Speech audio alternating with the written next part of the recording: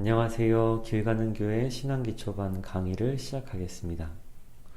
오늘 강의의 주제는 예배 순서와 의미입니다. 이현윤재님 잘 지내셨어요? 네, 잘 지냈습니다. 요즘은 저희가 네, 대면 예배로 드리지 못해서 온라인으로 함께 예배를 드리는데 네. 저희 예배 때마다 예배 링크와 함께 사진으로 예배 주보가 네, 올라오지요. 네. 근데 주보가 뭔가요? 어, 그날 예배의 순서와, 어, 그, 말씀 내용에 대해서 안내해주는 것이 아닌가. 교회에서 매 주마다 전해주는 소식들 중에 네, 가장 중요한 소식은 예배에 관한 소식이기 때문에 네, 예배의 순서가 주보의 전면에 실리고 예배에 관한 안내들이 주로 나타나게 됐죠. 네. 그럼 여기서 예전에 저희가 예배에 관해서 나눴던 이야기들을 조금 기억할 필요가 있을 것 같은데요. 네. 유현영지님, 예배가 뭐라고 했는지 기억나세요? 어, 예배라는 건, 제 뜻으로는, 예를 갖춰 엎드려 절하는 것이었고, 어, 하나님을 경외하고 존경하는 의미. 네, 맞습니다.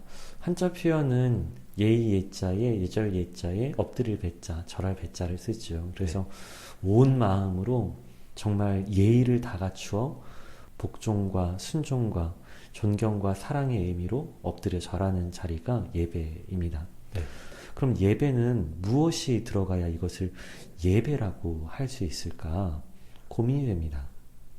무엇을 예배라고 할 수 있을 것인가? 첫 번째로는 하나님과의 만남이 있어야 합니다. 그 하나님과의 만남의 가장 중요한 핵심은 하나님의 말씀이 들려와야 합니다. 그래서 예배 중에는 반드시 성경 봉독 시간이 들어가고 설교의 시간이 들어갑니다. 예배의 시간에는 하나님의 말씀을 듣고 우리가 반응하는 것이 있어야 합니다. 그래서 하나님의 말씀이 성경 봉독 시간과 설교를 통하여 들려온다면 우리가 하나님께 그 말씀을 듣고 응답하는 방식으로 기도와 찬양과 예물 봉헌과 같은 순서들이 예배 시간에 들어가 있는 거지요.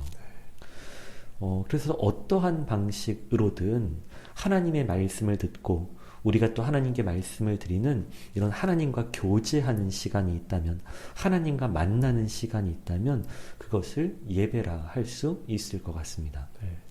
그럼 예배의 중요한 또 한 가지 요소는 무엇인가 하면 내 형제 자매들과의 소통, 교류입니다.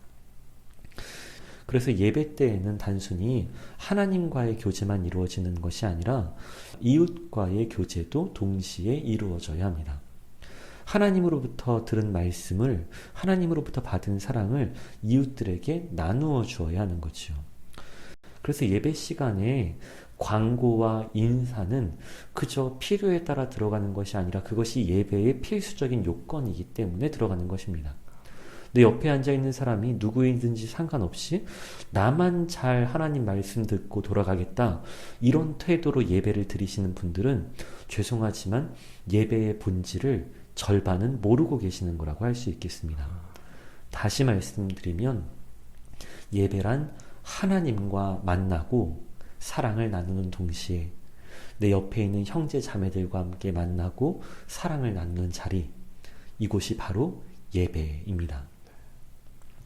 이러한 목적을 가지고 하나님과 사랑하고 소통하기 위해서, 형제 자매들과 사랑을 나누고 확인하고 소통하기 위해서 예배를 구성하게 되는데, 이 예배는 교회들마다 조금씩 차이가 있을 수 있지만 대략적인 순서는 매우 유사합니다.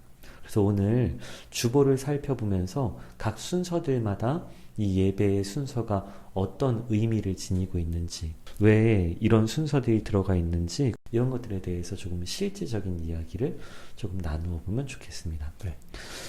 윤영재님, 아까 네. 우리 예배 시간의 첫 번째 시작하는 순서로 인사와 광고가 있다고 말씀하셨죠? 네. 맞습니다. 그리고 이 인사와 광고는 아까 제가 방금 전에 말씀드린 것과 같이 형제 자매들이 그저 남인 것이 아니라 이 예배 가운데 하나님을 만나는 자리 가운데 나와 함께 머무는 형제 자매임을 인정하고 하나님 안에서 우리가 하나라는 사실을 확인하는 그런 순서라고 할 수 있겠습니다. 네. 그러면 예배 두 번째 인사와 나눔 광고 이후에는 어떤 순서가 있을까요?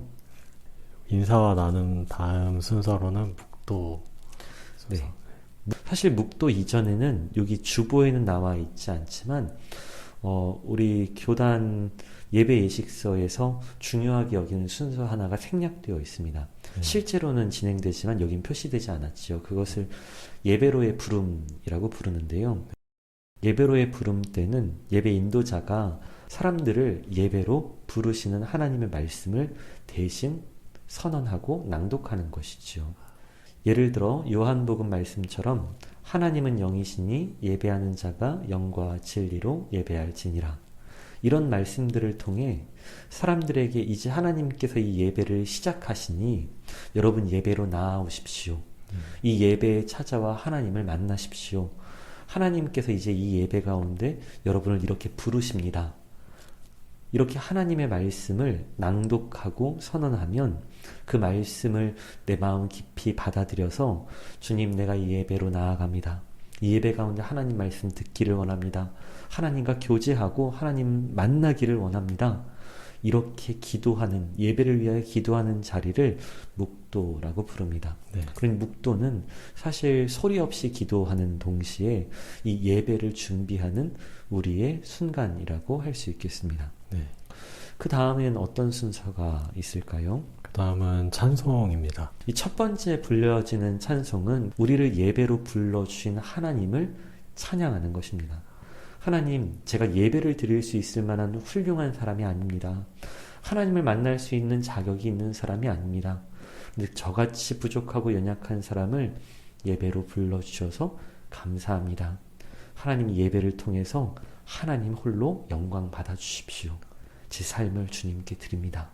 이러한 의미로 하나님을 찬양하는 자리, 그것이 첫 번째 찬송이라고 할 수 있겠습니다. 네. 그 다음 순서는 뭐가 있을까요? 기원입니다. 기원은 특별히 예배 가운데 성령 하나님께서 임하여 주시기를 간구하는 기도입니다. 특별히 하나님께서 이 예배를 받아주시기를, 그리고 성령 하나님께서 이 예배 가운데 찾아오셔서 예배를 드리는 모든 사람들이 하나님을 만날 수 있도록 열어주시기를 간구하는 시간, 바로 이 예배를 위해 기도하는 시간이 기원이라고 하겠습니다. 네. 네, 다음 순서는 무엇이죠? 다음 순서는 교동문입니다. 교동문은 사실 기도하는 것이라고 보기보다는 하나님께 우리의 음성으로 드리는 찬양이라고 볼 수 있겠습니다. 네. 시편 같은 말씀을 통해 서로 주고받으면서 하나님을 찬양하는 다른 형태의 종교개혁 이후 나타난 새로운 전통으로 돌아가기를 소망했던 형태의 찬양이다. 이렇게 생각하시면 되겠습니다. 네. 다음은 뭐가 있을까요? 다음은 신앙 고백입니다. 네, 신앙 고백은 내가 하나님께 내가 이런 것들을 믿습니다 하고 고백드리는 동시에 내 옆에 있는 사람들이 같은 신앙을 고백하고 있는 나와 한 몸이 되는 나의 형제인지 또는 이단들이 찾아온 것은 아닌지 확인하기 위하여 사도신경으로 신앙 고백하며 서로가 한 형제됨을 확인하는 자리, 각자의 신앙이 무엇을 믿고 있는지 확인하는 순서가 신앙 고백이라고 할 수 있겠습니다. 네. 네, 다음 순서는 무엇이죠? 다음 순서는 또 찬송이 나옵니다. 네, 이렇게 신앙 고백 이후에는 다시 이제 온 성도들이 한 마음으로 하나님께 찬양과 영광을 돌려드리는 찬송이 들어갑니다. 그 다음 순서는 무엇일까요? 기도입니다. 네, 여기에서 나타나는 기도는 온 교회의 마음을 모아 함께 기도하는 시간입니다. 그러니 묵도나 기원처럼 예배 인도자의 기도가 아니라 회중을 대표할 수 있는 사람이, 이 온 교회를 대표하여 기도할 수 있는 사람이, 더 정확하게는 온 교회의 마음을 모아 기도를 이끌어갈 사람이 나와서 기도하며 각 개인의 기도의 제목이 아니라 우리 온 교회의 기도의 제목을 하나님께 아뢰어드리는 순서, 그것을 이 기도 순서라고 할 수 있겠습니다. 네. 다음 순서는 무엇이죠? 다음 순서는 성경 봉독입니다. 이제 하나님의 말씀이 들려옵니다. 우리가 하나님 만날 준비를 하고 하나님께 우리의 온 마음을 표시한 뒤에 들려오는 하나님의 말씀을 듣는 순간, 사람의 목소리가 아니라 이제 다시 우리에게 친히 말씀하시는 하나님의 음성을 듣는 순간, 제가 생각하기엔 모든 예배의 순서 중에 가장 중요한 핵심되는 순간이 바로 이 성경 봉독 시간이라고 할 수 있겠습니다. 네. 다음 순서는 무엇일까요? 다음 순서는 말씀입니다. 네, 이 말씀은 성경 봉독에 붙어있는 부차적 순간입니다. 설교는 성경 봉독의 해석일 뿐입니다. 만약에 성경 봉독을 한 뒤에 더 이상 해석이 필요 없을 만큼 아주 분명하게 들려지고 모든 사람들이 그것을 다 이해하고 받아들이고 하나님의 말씀으로 살아내기로 결단하였다면 사실 말씀은 필요 없을지도 모릅니다. 그런데 현대사회 가운데에서 성경 말씀이 들려왔을 때 사람들마다 다 제각각 자기의 경험으로, 자기의 이성으로 또는 왜곡된 자기의 생각으로 성경 말씀을 해석하기 때문에 함께 신앙생활하는 우리 교회 가운데에서 이 말씀은 이렇게 해석하겠습니다.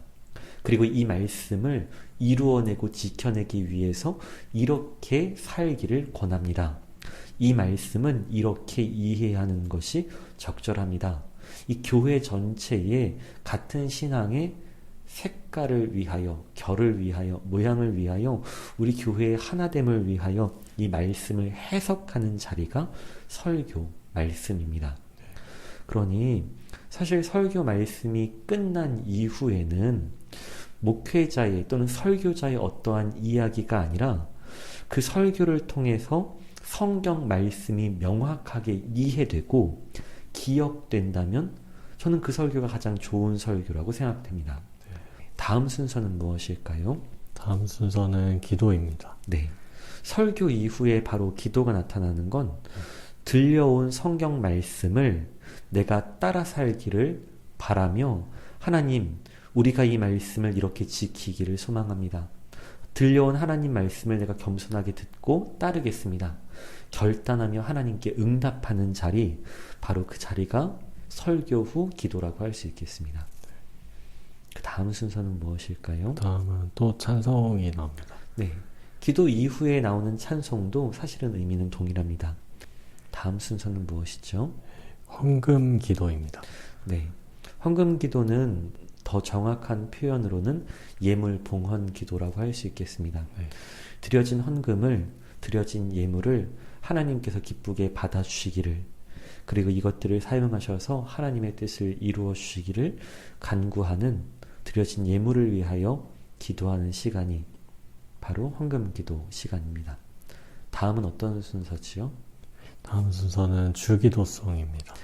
근데 이 주기도문은 우리 예배 가운데 부족한 부분이 있었다면 주님께서 가르쳐 주신 기도를 드리며 우리의 신앙을 다시 한번 주님이 가르쳐 주신 기도 위에 세우는 그런 의미로 이제 마지막 부분에 있다고 할 수 있겠습니다. 네. 그 다음 순서는 무엇인가요? 그 다음 순서는 축도입니다. 네, 축도는 축복 기도를 의미하는 것인데요. 다른 표현으로는 강복 선언이라고도 할 수 있겠습니다. 이 예배를 드린 사람들에게 하나님께서 복 주시기를 기도하는 것이요. 그런데 이 예배를 드린 사람들에게 이미 하나님께서 복을 내려주셨음을 선언하는 자리이기도 합니다. 여기서 하는 복이란 들려온 하나님의 말씀을 살아낼 힘을 달라는 간구입니다. 사실 우리는 하나님의 말씀을 듣고 그 말씀을 따라 살 때 이 세상 가운데 너무나 많은 유혹을 받지요. 네. 그런데 그 유혹들을 이겨내고 한 주 동안 이 말씀을 붙들고 하나님의 뜻대로 살아갈 수 있는 힘을 주십시오. 이 예배에 참여한 모든 사람들이 이 예배를 진정 예배로 드릴 수 있는, 이 예배당에서 나간 이후에도 각자의 삶 가운데에서 예배를 완성해 나갈 수 있는 그런 힘을 주십시오. 복을 주십시오. 이렇게 기도하는 순서가 마지막에 있는 축도의 순서라고 할 수 있겠습니다.